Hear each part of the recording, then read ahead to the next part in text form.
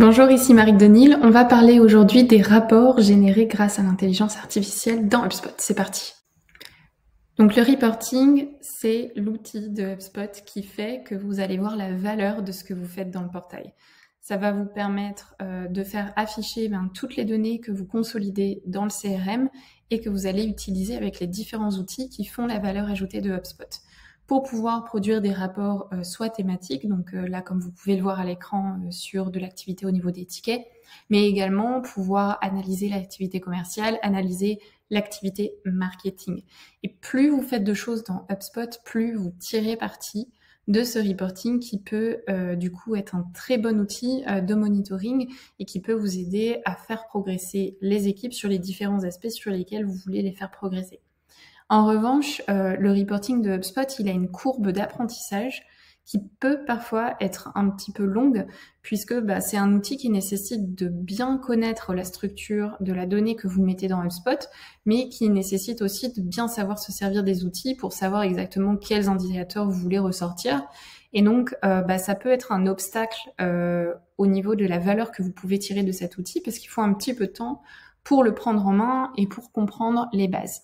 HubSpot avait déjà mis en place ici, quand vous créez un rapport, pas mal de modèles de rapports. Donc ici, avant de vous lancer dans les rapports personnalisés, vous avez déjà pas mal de modèles à explorer que vous pouvez personnaliser, que vous pouvez utiliser avec des sources de données qui sont déjà croisées entre elles et des types de visualisation que vous pouvez ici filtrer.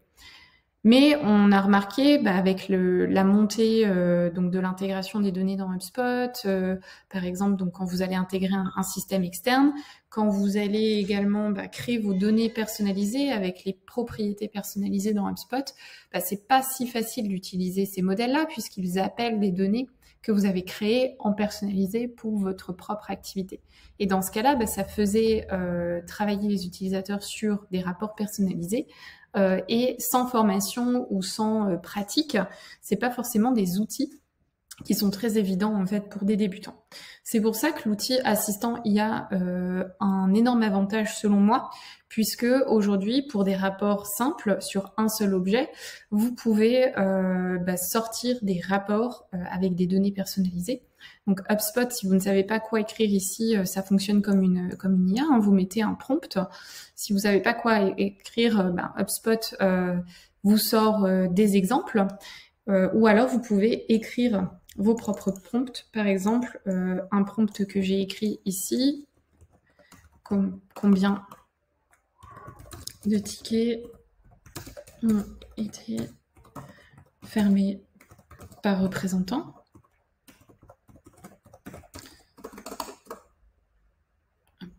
Ce mois-ci.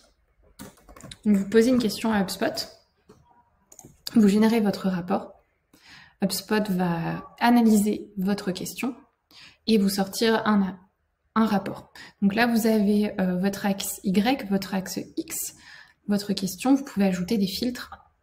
Et ici, ce qui est assez intéressant, c'est que vous pouvez analyser le rapport et si le rapport ne vous convient pas, vous pouvez donc ajuster le rapport. Donc HubSpot m'a sorti tous les tickets fermés ce mois-ci par représentant. Donc là, il y a 2 tickets qui ont été fermés ce mois-ci et qui appartiennent à Ashling.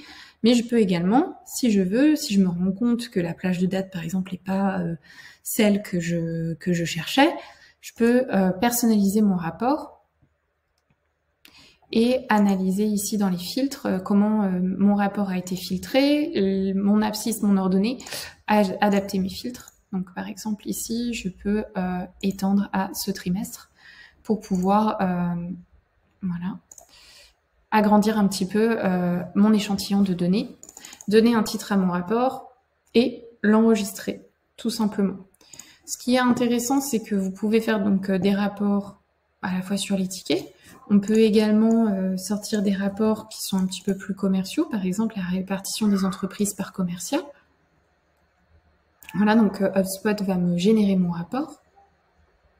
Et comme d'habitude, je peux aller l'adapter. Donc ici, si je ne souhaite pas, je veux plutôt des zones, des barres verticales. Enfin voilà, je peux classer mes entreprises, toujours personnaliser mon rapport, ajouter des filtres, ajouter des dimensions. Je peux également faire des rapports sur des questions un petit peu plus marketing. Par exemple, combien de leads avons-nous généré ce trimestre?